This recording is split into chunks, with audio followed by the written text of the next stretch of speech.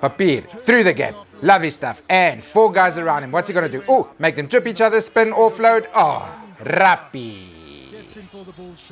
My goodness, will you look at us? The URC regular season is done. Let's go back and look at each side bottom to top and try and distill their hard work and sacrifice and setbacks and triumphs into 2 to 3 jokey sentences each. Zebre. Not much to be said about the team made up mostly of silhouettes. It all looked so promising when they ran Leinster's B-side close in the opening game. But that would be their peak. No wins all season and back to the drawing board for next year. The Dragons. These guys only got 2 wins all of last season. This season, they got 4. A 100% improvement. Coupled with a cool new rebrand and the coach that looks like he would smoke up with his 20-something kids, I would call this season a success. Scarlets. They could not buy a win at the start of the season. But at round 11, their Tongan players started carrying the season to some respectability. Time will tell if they can find change in the couch cushions to pay for guys like Lausi and Fafita. I'm sure lots of people are looking at Fafita. The Ospreys. I don't get the Ospreys. Maybe it's because they have 3 Davies, 3 Joneses, 3.5 Morgans, 2 Evanses and 2 Williamses. How are these guys communicating on the field? Why are they not at least unbeatable at home? What? Oh, money? It's money. I've been told that it's probably because of terrible money problems. Edinburgh. These guys let me down, man. My favorite team from the north went from Shield winners to being behind Benetton this year. Maybe it was me letting them down. The funk stuck to me from supporting the Lions for years might have infected them. Benetton. Oh, that pops. Speaking of Benetton, Italian rugby is slowly starting to show signs of improvement. These guys have gone from being a bonus point dispensary into a side that you must respect, especially at home. They get my respect purely for letting us all watch and enjoy Thomas Gallo's talents. Cardiff. Isn't it weird that I think Cardiff is a pretty good team with a respectable 9 out of 18 record, the Welsh Shield in the bank and a bunch of really good players? But I think the Lions are a bunch of clowns with a dismal 9 out of 18 record. Nothing to show for sitting in economy flights all year and all their best players are retiring. Isn't it weird?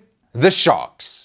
This year, the boys of Durban turned into the punching bags of SA Rugby. Everyone puts in a little jab when the team with seemingly all the money and a load of talent failed to make the Champions League and get nilled at home. I, for one, will remain neutral and will not take potshots at the URC's Paper Tigers. Connacht. The Moneyballers from the Galway Dog Track. A team made up of Bundy, a hairy Irishman with an Aussie accent, and a guy called Blade. For me, the most improved team this year and welcome in the playoffs. Lakadibala. The Bulls were kind of missing something this year. Maybe it was their inability to play rugby anywhere but on the literal oldest piece of Earth's crust. Or maybe it was just the fact that Marcel Coetzee wasn't there. I think probably that. Munster. These Oaks started the year poorly. But over the months, they first fixed their pack and then they fixed their attack. And now they are looking mighty dangerous. The War God is starting to get that look of violence in his eyes. Beware. Warriors come out to play, hey? Like I said last week, I owe Franco Smith an apology. The Warriors are turning into a side that I'm only now learning are actually historically very strong. Last year they got 70 put on them in the quarterfinals. This year they might have 70 put on them in the semi-finals instead. That is an improvement. The Stormers. Only 3rd on the log for the champs this year, even though they did better. Their covering of kicks in the backfield has been an issue lately, and Dion Fourie seems to be indispensable. If they have those 2 things put in place, I could back them to make a final. Ulster. The eternal bridesmaids that wear white to the wedding. They are back in their traditional 2nd spot on the log, but now they have Dwayne adding some heft to the pack. Is this finally the year that they make it to the final and beat Leinster? No.